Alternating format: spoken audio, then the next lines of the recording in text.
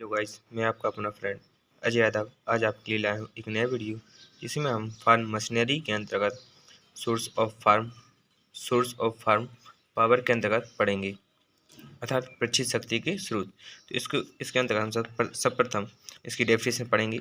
इसमें 20 शक्तियाँ जिनका उपयोग कृषि कार्यों को करने के लिए किया जाता है, इन शक्तियों को प्रचित शक्ति कहते हैं, जिन्हें निम्न भागों में बांटा जाता है अर्थात 2 भागों में बांटा जाता है। पहला है कृषण कार्य।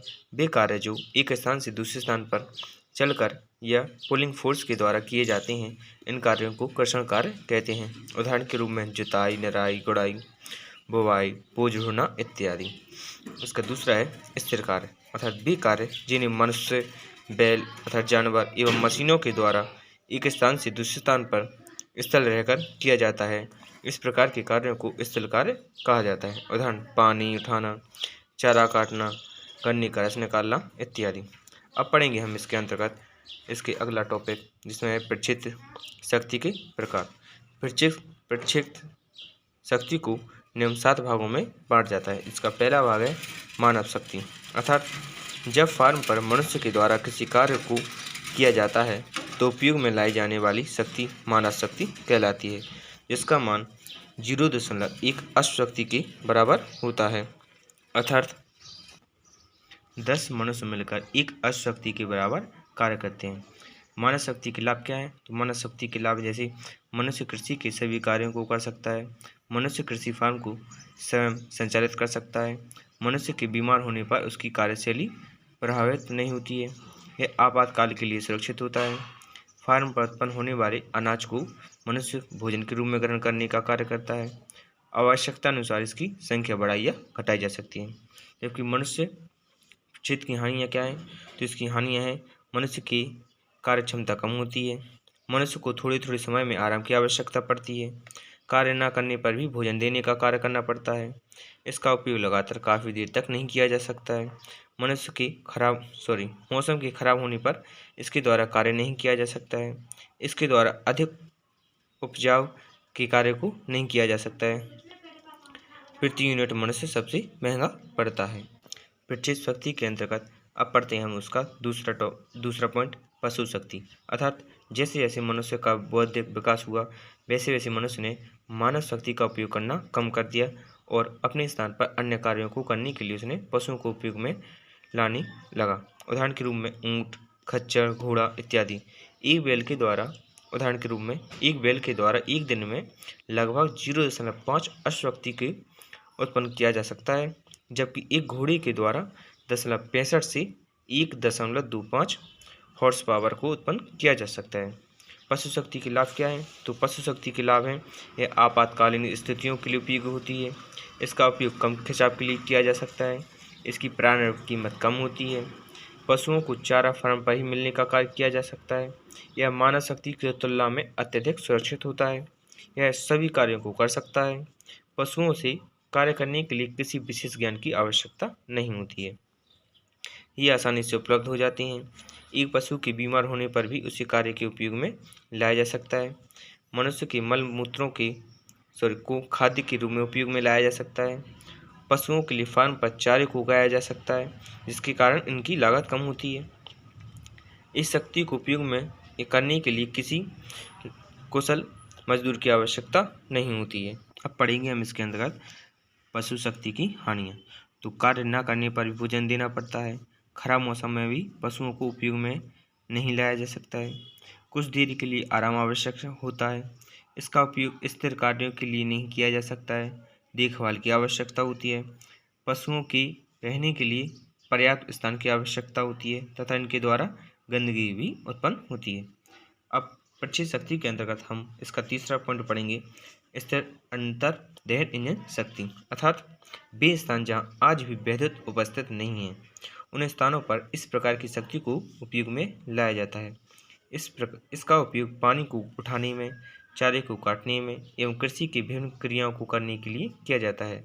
इसके द्वारा अधिक शक्ति को उत्पन्न करने का कार्य किया जा सकता है।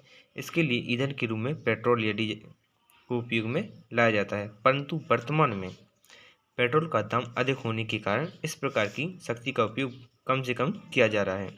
इन इंजनों में पेट्रोल इंजन की कार्य क्षमता 25 से 30% होती है, जबकि डीजल इंजन की क्षमता 30 से 37% होती है। इनके लाभ क्या है? तो इससे अंतर्दहन इंजन के लाभ मानव शक्ति व पशु शक्ति की क्षमता में इसकी कार्य क्षमता अधिक होती है, कुछ समय की आवश्यकता होती है, प्रति हॉर्स पावर कार्य को करने का खर्च कम होता है, इसे लगातार लंबे समय तक उपयोग में लाया जा सकता है, इसे किसी भी मौसम में उपयोग में लाया जा सकता है, कार्य न करने की आवश्यकता में ईंधन की आवश्यकता नहीं होती है। स्थिर अंतर्दहन इंजन की शक्ति की हानियाँ क्या हैं? तो इसकी हानियाँ हैं, इसकी प्रारंभिक कीमत अधिक होती है, इनके इंजनों में रिपेयरिंग का खर्चा अधिक होता है, इंजन को चलाने के लिए विशेष ज्ञान की आवश्यकता होती है, ईंधन के एकत्रीकरण की समस्या होती है, इंजन में खराबी आने पर वह कार्य करना बंद कर देता है। इसका अगला पॉइंट पढ़ेंगे, चौथा, ट्रैक्टर शक्ति, अर्थात जब फार्म पर ट्रैक्टर को उपयोग में लाया जाता है तो ट्रैक्टर से उत्पन्न होने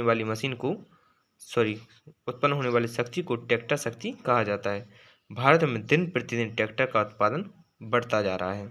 इसके लाभ क्या है? इसकी कार्य क्षमता अधिक होती है अन्य की तुलना में, इसे रखने के लिए कम स्थान की आवश्यकता होती है, इनका उपयोग लंबे समय तक किया जा सकता है, यह हर मौसम में काम कर सकता है, यह स्थिर एवं खिंचाव वाले कार्यों को आसानी से कर सकता है, इसका उपयोग करने के लिए ईंधन की आवश्यकता होती है, इसका उपयोग कृषि के अधिकतर कार्यों को करने के लिए उपयोग में लाया जाता है। तो ट्रैक्टर शक्ति की हानियाँ क्या हैं?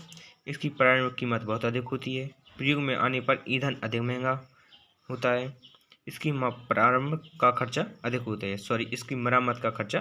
होता है, ट्रैक्टर की खराब होने पर कार्य रुक जाते हैं, ट्रैक्टर की पुर्जों या पार्ट्स के मिलने में कभी कभी परेशानी होती है। अगला पॉइंट पढ़ेंगे हम, फिफ्थ, विद्युत शक्ति। जब कृषि के कार्यों को करने के लिए विद्युत शक्ति को उपयोग में लाया जाता है तो इस प्रकार की शक्ति को विद्युत शक्ति कहते हैं। हमारे देश में विद्युत शक्ति का कम प्रयोग किया जाता है। तो इसके लाभ क्या क्या हैं? यह शक्ति सस्ती होती है, इसकी कार्य क्षमता अधिक होती है, इसे कम स्थान की आवश्यकता होती है, इसे अधिक समय तक उपयोग में लाया जा सकता है, अन्य मशीनों की तुलना में यह आवाज़ कम करती है, इसका विभिन्न माध्यमों में प्रयोग किया जा सकता है, इसके ऊपर मौसम का कोई प्रभाव नहीं पड़ता है, लेकिन इसकी कुछ हानियाँ भी हैं, जैसे इसकी प्रारंभिक कीमत अधिक होती है, इसका उपयोग करने में सावधानी व कौशल ज्ञान की आवश्यकता होती है, असावधानी होने पर दुर्घटना भी हो सकती है, विद्युत लाइन को बंद करने पर ही इसका कार्य किया जा सकता है, देश में विद्युत का उत्पादन कम है जिसके कारण इसका उपयोग भी कम किया जाता है। इसका अगला पॉइंट है 6, वायु शक्ति। पृथ्वी शक्ति के अंतर्गत हम इसका छठवां भाग पढ़ेंगे, वायु शक्ति। यह एक प्रकार की प्राकृतिक शक्ति है जिसका उपयोग विभिन्न क्षेत्रों में विभिन्न कार्यों अर्थात फार्मों पर को किया जाता है, इसका उपयोग अधिकांश स्थिर कार्यों को करने के लिए किया जाता है। इसके लाभ क्या क्या हैं? यह शक्ति अन्य शक्तियों की तुलना में बहुत सस्ती होती है, इस पर मौसम का कोई प्रभाव नहीं पड़ता है, कार्य न करने की आवश्यकता में कोई व्यय अर्थात खर्च नहीं होता है, वायु की उचित गति होने पर इसे लंबे समय तक प्रयोग किया जा सकता है, इसे चलाने के लिए किसी भी ईंधन की आवश्यकता नहीं होती है।